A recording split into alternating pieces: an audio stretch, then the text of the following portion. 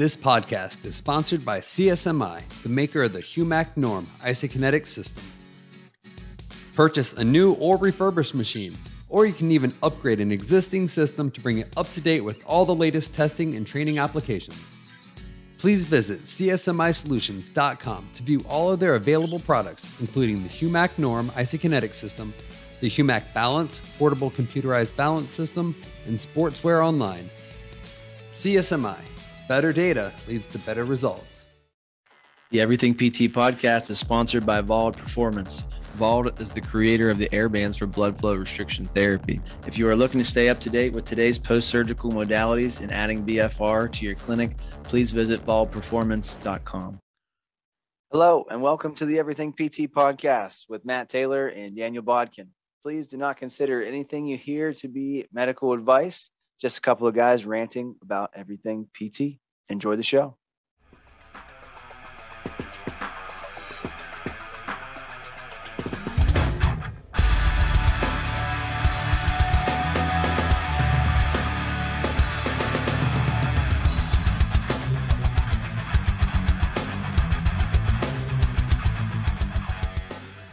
Again, everyone, welcome to the Everything PT podcast. I am Matt Taylor, joined by my esteemed colleague, Daniel the Bodkin. How you doing, Daniel? I'm well. I got about a little time, just left the client's house, and I got about an hour and a half until the oldest gets dropped off in the bus stop. So nice. I might try to do some squats. We'll see. Cool. I got my sweatshirt on today. It is downright cold in West Virginia, 32 degrees, lots of wrecks today. Nothing like what's going to happen in Buffalo over the weekend. Did you see that? Yeah, I did. Glad I moved out of the north. They're supposed to get like 6 feet of snow for the game. The Browns might not be able to make it to the game. So wow. It'll be interesting. That's crazy. Yeah, I know, right? But more importantly, Daniel, we have a guest today, very important guest. And his name is Scott Davis. So Scott, glad to have you with us, buddy. Hey, thanks for asking me to join. Yeah, man. So Scott, why don't you take a little bit of time and tell us about yourself and your experience within the field of PT? Well, I've been a physical therapist now for about 34 years. I'm a 1988 graduate of West Virginia University. And my background in physical therapy is pretty vast. I started off at West Virginia University Hospitals, and I was doing a residency, an informal residency, before we even knew there was a residency. I spent my first year rotating through various services, orthopedics, neurology. I was in the ICU, did some outpatient, eventually settled on outpatient, and eventually got into being a clinical supervisor. So I managed a PT practice at WVU that had about 10 therapists and 3 or 4 athletic trainers and PTAs.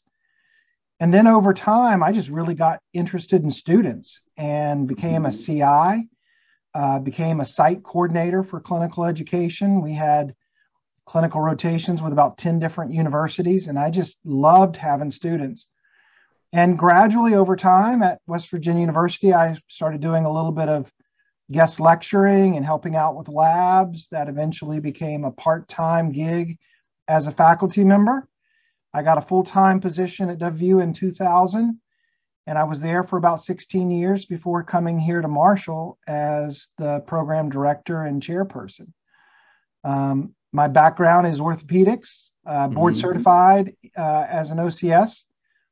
Started that in 2005, and I've been recertified twice. I am one of the few crazy individuals that has actually sat for the OCS 2 times. I don't know if you guys gone through that process, but the portfolio is horrible. So in my mind, it was simpler and easier to just take the exam again. So I remember you telling me that we had that golf outing for the APTA this year. And I remember you telling me that, and my head just about fell off my shoulders. So pretty crazy that you voluntarily retake that test again. So yeah. Very cool. Daniel, quick story on this guy. We were at a par par 3, I think it was, Scott. It was like 120 yards to the pin. I got to tell on you. And Scott walks up to it with his driver in the hand, and I got like a 9-iron or something. And I say, 120 to the pin, Scott. He goes, yeah, I know. I was like, okay. And I tee off, and Scott's standing there with his driver. I'm like, 120 to the pin, Scott, because I know. And he just gets that driver and just like chips it. And one of the best shots of the day, you know, not far. If it wasn't on the green, it was very impressive. So. Yeah, thanks for sharing that with your listeners in the world. Oh, my crazy aunts out there, they'll like that story, Scott.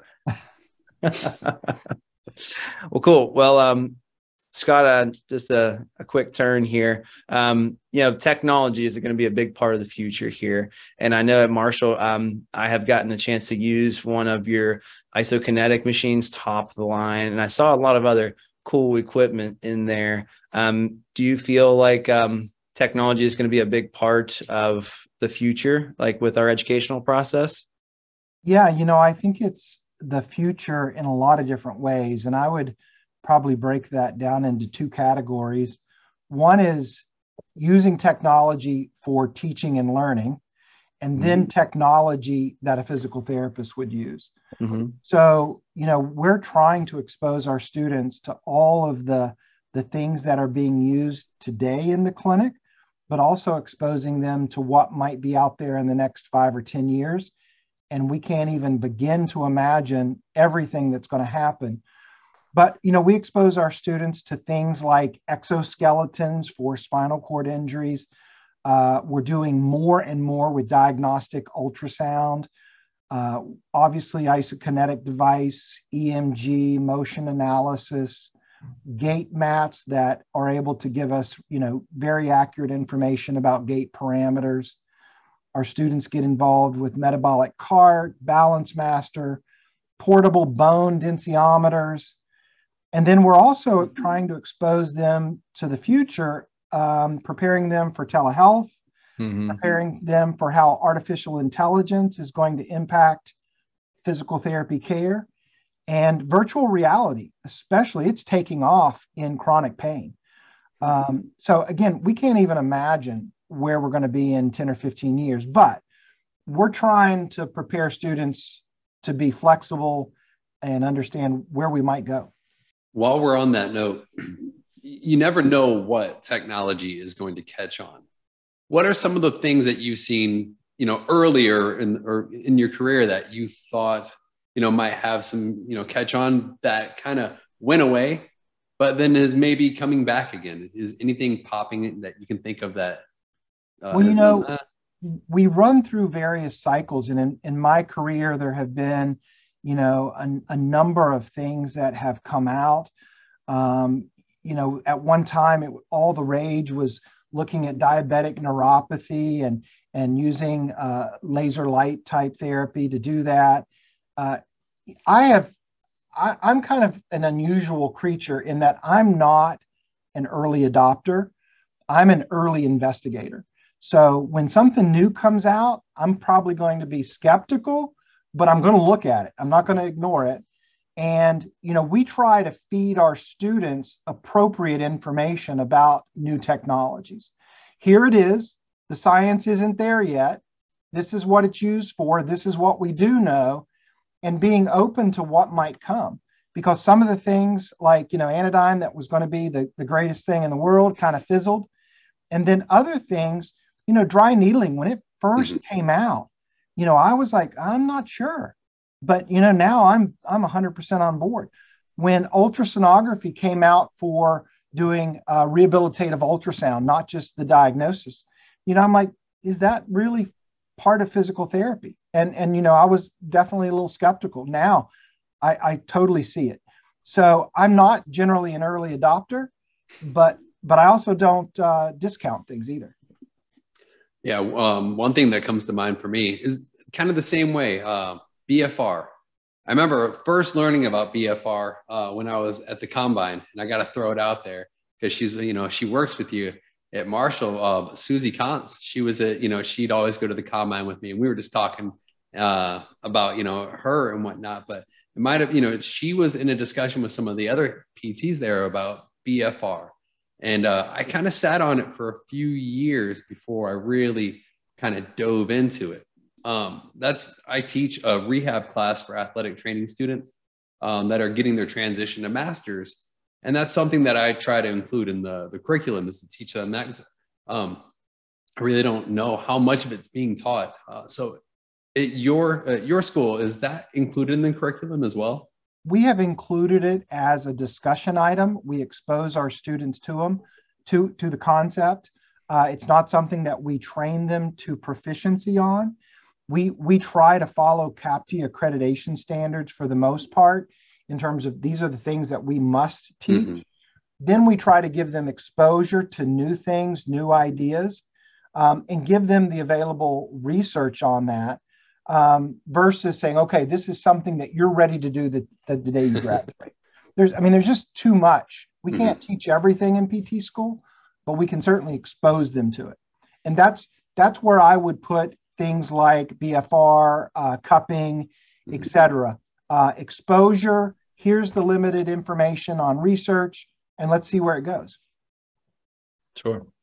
Scott, just to back up a second, to the use of technology, what would you say the learning model is for Marshall University? I know there's a lot of hybrid university and a lot of hybrid programs where trying to decrease some of the costs. You can go to school pretty much wherever you want throughout the country through telehealth, and they limit your physical in time, in the classroom, with labs and things like that. So where does Marshall stand like that? Where do you see it going in the future too?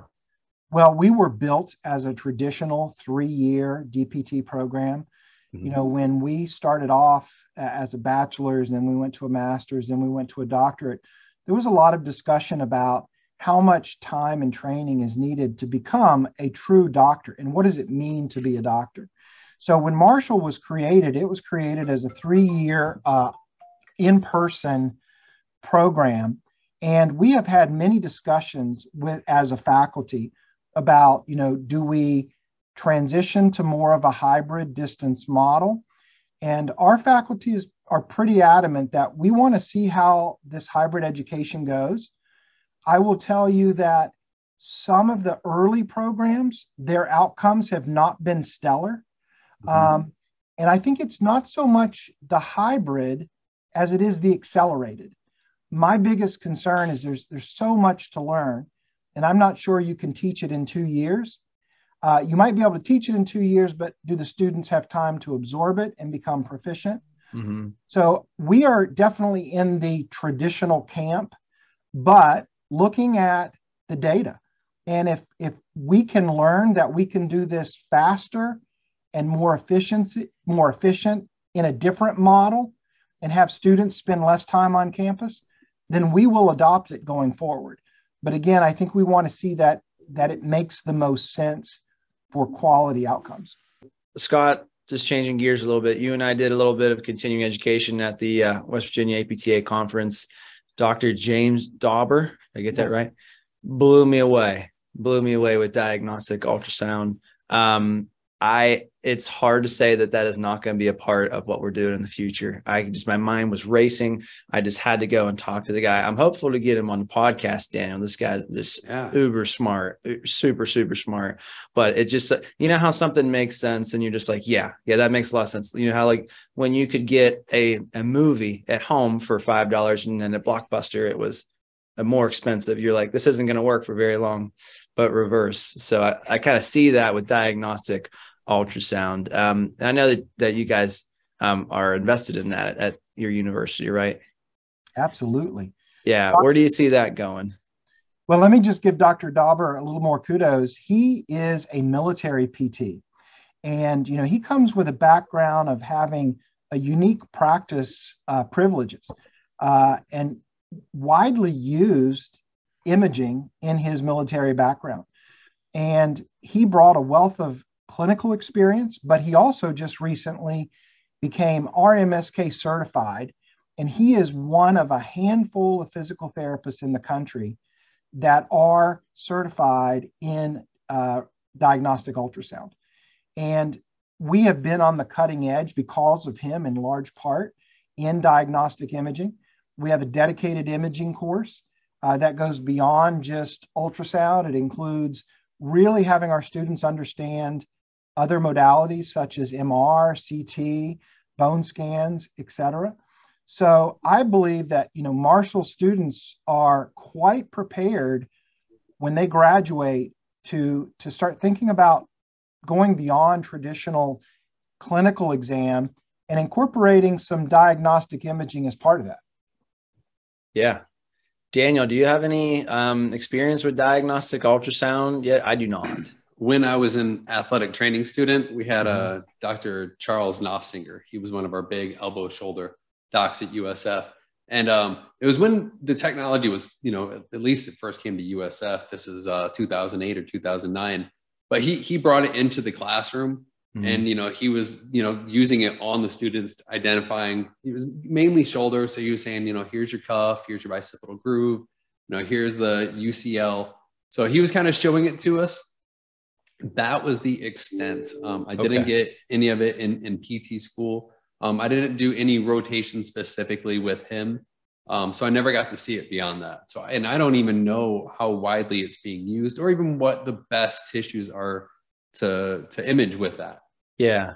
So Scott, you correct me if I'm wrong at any time, but I got a introductory course to it and just like superficial information, but there was a lot of use for the shoulder and the ankle, fairly superficial structures it seemed like, but rotator cuff repair, it showed a partial thickness tear and then a full thickness tear, and you could really see the anatomy is fascinating. It was actually in real time, you could see it moving, and it was fascinating, but it's undeniable that it's going to be part of the DPT, I think, going forward. I think that one of the drawbacks on it, similar to isokinetics, is the cost. I talked to Dr. Dauber, and I think he said it was something like $70,000 or something like per unit. So you can get a couple machines for that amount.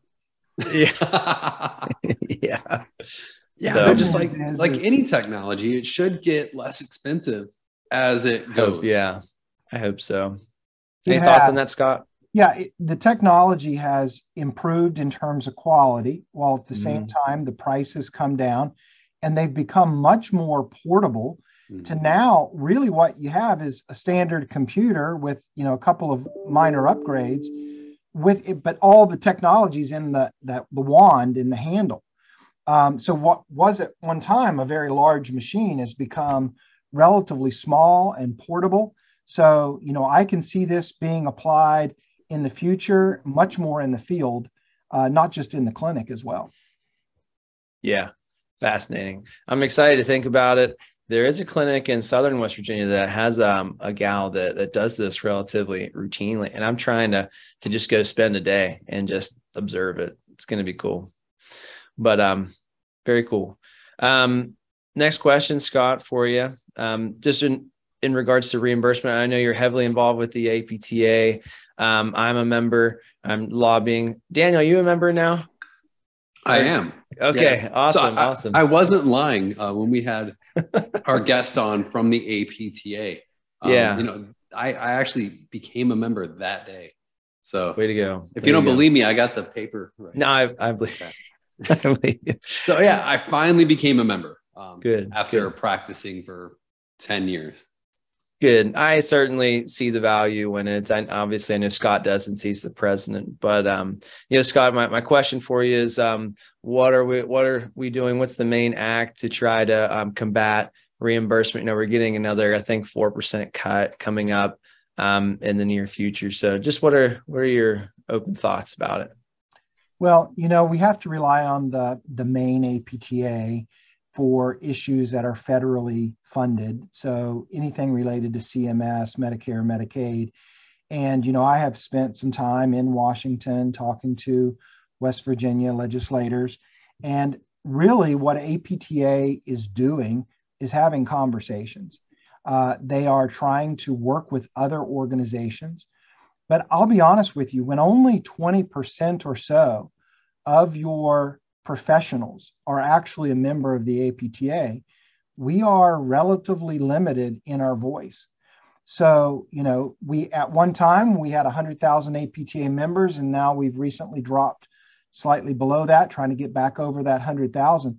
But that's a fragment of the number of people that are practicing. So, I know a lot of people are anti-PAC, but I'll tell you, if we want to change this, we need more members.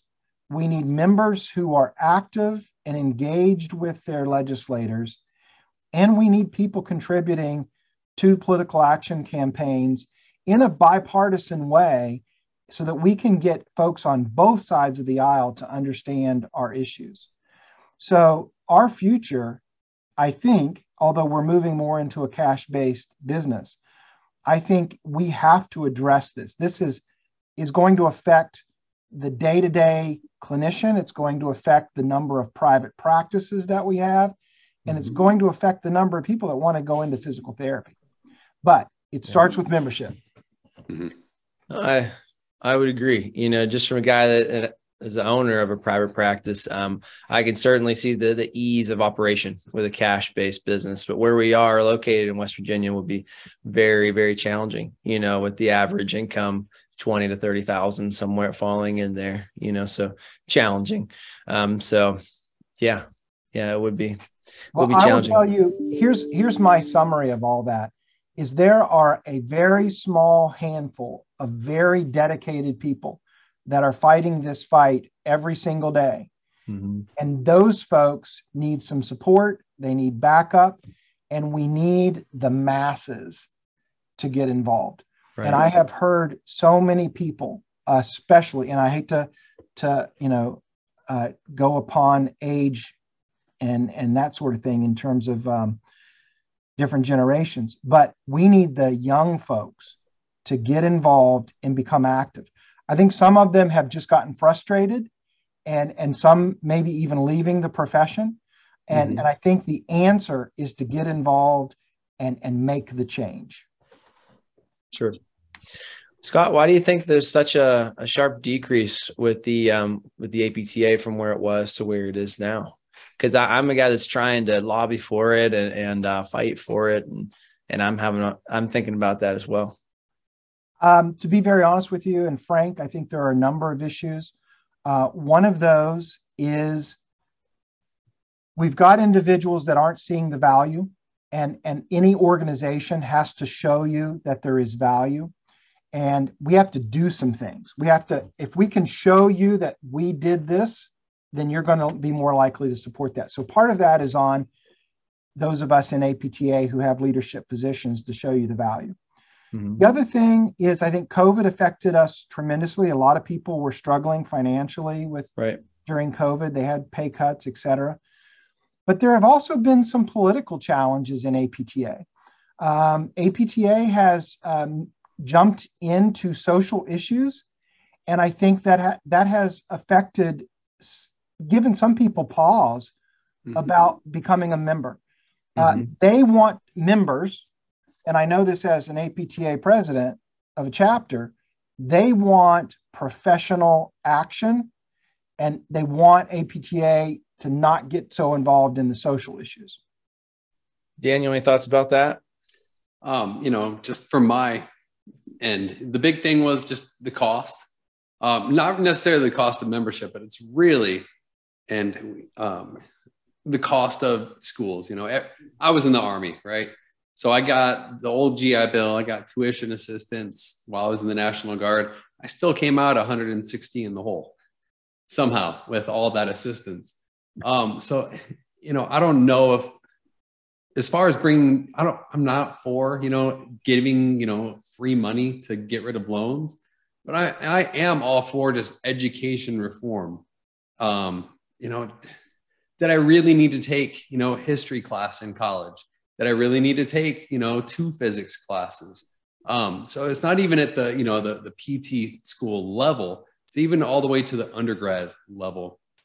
I think if, from people that, the cost of education has went up so much, and it's not like you're getting paid anymore because of it. So that was a big hindrance for me.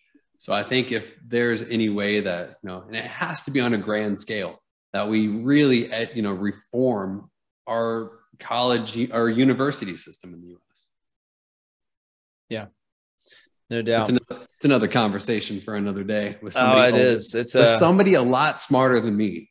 I appreciate you being candid there. That's real life stuff, and it's challenging, for all of us. I think the pressure to get through school, and then school is so expensive as well. And if you were a flunk and then you have nothing to show for it now, and no salary at the other end of it too. So Scott, any thoughts on in the future? You think we're able to shorten things with school, or are they going to get longer or stay the same? Well, I think we have to decide as a profession, what is the minimal expectation for a new graduate? I think we all recognize that our education continues well beyond the day that you leave PT school. Oh, gosh, yeah. And I think the model has been that we provide the basics in PT school, make you reasonably competent and safe, and then you go on and you do a residency and maybe a potential fellowship down the road that is a little more cost effective. At least you're earning an income while you're learning.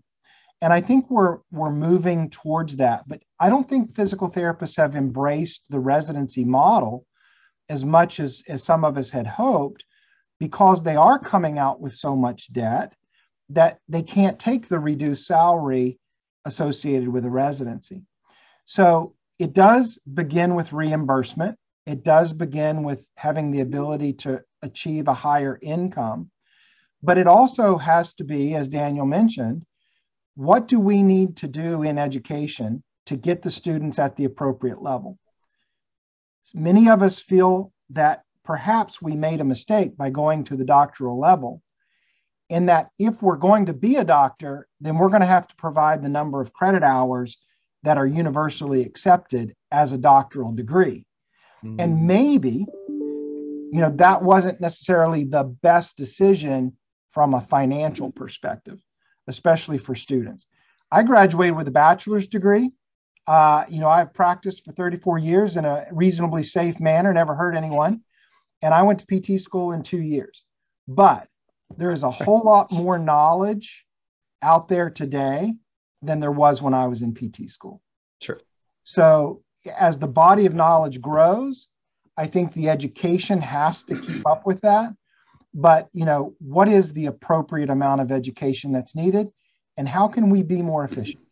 There is efficiency to be had. Yeah. But if we're going to be efficient, we also have to have good outcomes.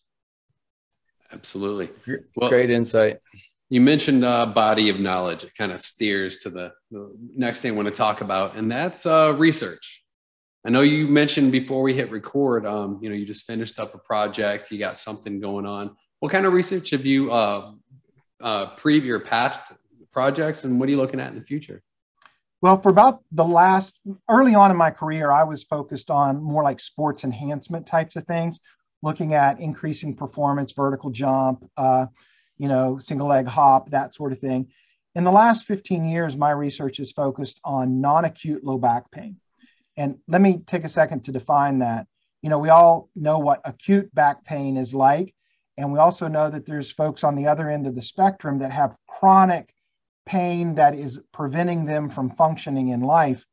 My research looks more at the non-acute. So folks that are subacute or who have recurrent bouts of low back pain, but are generally functioning every day in life. They're going to the gym, they're going to work, they're functioning, but they have back pain.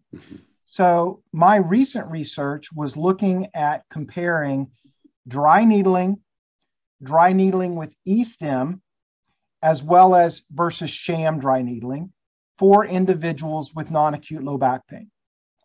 The primary objective of that study was to determine whether or not adding electrical stimulation to the needling had any additive value. And I think there are a lot of clinicians out there in multiple professions that believe that E-stim to the needle adds value. In our particular study, we did not find that the addition of E-stim was beneficial. But we're also, I'm going to go back to my roots in this next study a little bit, and we're going to look at following up on some studies we've done on delayed onset muscle soreness. So when I was at West Virginia University, we looked at massage on DOMs. Here at Marshall, I did a study on dry needling, just plain dry needling in DOMs, and we did not find that it was effective. We're going to use the isokinetic device this coming year. We're going to induce DOMs in the thigh, the quadriceps, with isokinetics. Then we're going to randomly assign subjects to various treatments. One is going to be dry needling with E-stim, and the other one is going to perhaps be massage, and which we did find to be effective, and also looking at, doing nothing, standard of care. Sure. Well, I have a question for you on that, because what I found with me and then a lot of my clients, I tell them, hey, you're going to get sore in about 24 to 36 hours. Before you get sore, I want you to do, and it's, usually body weight exercise, something to stimulate that. Has anybody looked at that aspect of it, of treating DOMs with light exercise? Certainly some dynamic range of motion, not, static stretching, but dynamic range of motion has been looked at. They have looked at probably 10 or 15 different theories for the treatment of DOMs, including various medications, ibuprofen, et cetera. And to be honest with you, the one thing that has shown the most promise is massage. It is just getting that area moving. We don't know about dry needling with E-stim and creating that muscle pump, but perhaps it's the same thing. Movement of some type may be helpful. So that's what we're going to look at this coming spring. So it's kind of cool that we're going to induce DOMs, which is nobody really wants to have DOMs. So Scott, trying to get folks to volunteer is tough. Just a real quick, I'm curious, if you got a guy like Daniel on the isokinetic machine, it might take a little bit more to get him some DOMs, so what's the protocol going to like to induce DOMs? Yeah. What's your protocol? Because you have a HUMAC norm, right? Yeah. And the nice thing about the HUMAC is it's very easy to use the eccentric mode of contraction on there. And eccentrics, that'll get you some DOMs real fast. Doing, normal isokinetics, you push up with your quad, you pull back down with your hamstring. But on this, you can, push up on the way up with your quad and then keep pushing up through the eccentric on the way down. Again, not a lot of people are using isokinetics for looking at eccentric aspects. And man, I would love to see that. Well, our protocol definitely uses eccentrics. That's the primary mode of the resistance. And then we do a relatively high number of repetitions. So over 100 repetitions. Yeah. Now you can crush them. So here's the challenge we found in previous studies is you want to get the right amount of DOMs, and your subjects are going to come in with various levels of fitness. Yeah. You can overdo it and you run the risk of something like rhabdomyolysis, Right. Or you have folks that are just, absolute animals, and they come back the next day and I didn't feel anything. I didn't get sore at all. So what we're going to try to do with this next study is, because normally in research, everybody gets exactly the same thing, but we're going to try to maybe tailor this based upon their level of fitness so that we can try to get everybody to the same level of soreness. But you run the risk of being pragmatic in that way versus very controlled. Yeah, sure. But absolutely. Yeah, I'm interested in that one, Scott. Well, I have another question about research, because one thing that's not really being done in physical therapy, maybe it is, and I just don't know about it, is replication studies. So you perform a study and then another group comes along and gets the same exact parameters to see if we have the same outcome. And I feel like, I look at a lot of meta-analyses or systematic reviews, and they have all these studies and it comes back inconclusive because nothing matches up the same. Why aren't we doing that as a profession? Taking somebody else's result, trying to replicate the parameters to see what their result is. Well, to be honest with you, I agree that we need to do more of that. We need to validate those previous studies, do it as a double check, make sure that we're getting consistent results. And if we're doing things the right way with the same population, same parameters, we should be getting very similar results, understanding that there is some variability within the human system. But to be honest with you, I don't think it's terribly sexy to replicate somebody else's study. People have their own ideas, their own questions, and they want to answer their question. But I agree with you. We need more replication studies. Yeah, especially at the grad student level. Oh, good idea. I mean, I think that'd be a great one. That way, they need to do a project. They need to do research. Let's see what, result we can get validating somebody else. Hey, after this, I think I'm going to pitch something to you guys. I don't want to give away my research idea, but on here for recording, but it might be an area of interest for all of us with isokinetics. But well, you better have a sign of non-disclosure. Yeah. Daniel, any last questions for Scott before we let him go? No, great insights on every topic we brought up today. I mean, very insightful. I got a lot out of that.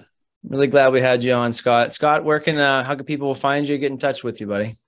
Well, they can find me very easily through the Marshall University School of Physical Therapy website. My email address is davis1090@marshall.edu. And I'd be more than happy if folks have questions to reach out. Very cool. Awesome. Thank you for your time, Scott. And we'll catch everyone next week on the podcast. Thanks for listening. Looking for a way to improve sport-specific training with your athletes? Then you have to check out BlazePods. BlazePods is a neurocognitive reaction training intervention that can be incorporated into your sessions for patients throughout the treatment spectrum. Visit blazepod.com, enter code EVERYTHINGPT at checkout, and save 15% off your order today. Hey, all you rehab specialists out there. Do you have an isokinetic dynamometer just sitting around your clinic not being used? Little known fact, isokinetic machines that aren't used regularly are at higher risk for bouts of sadness. Help your machine out and take CSMI's newest CEU course, Isokinetics 101 online, created by me, Daniel Bodkin, and learn how to use all the exercise and testing applications available on your machine. With new and exciting rehab techniques in your toolbox, your sad isokinetic machine can become an active member of the rehab team again and regain its happiness. Isokinetics 101 online by CSMI has been approved for 8 credit hours for athletic trainers, physical therapists, and physical therapy assistants. Contact your state board for details on specific requirements. This course is available at humacnorm.com/courses/isokinetics-101.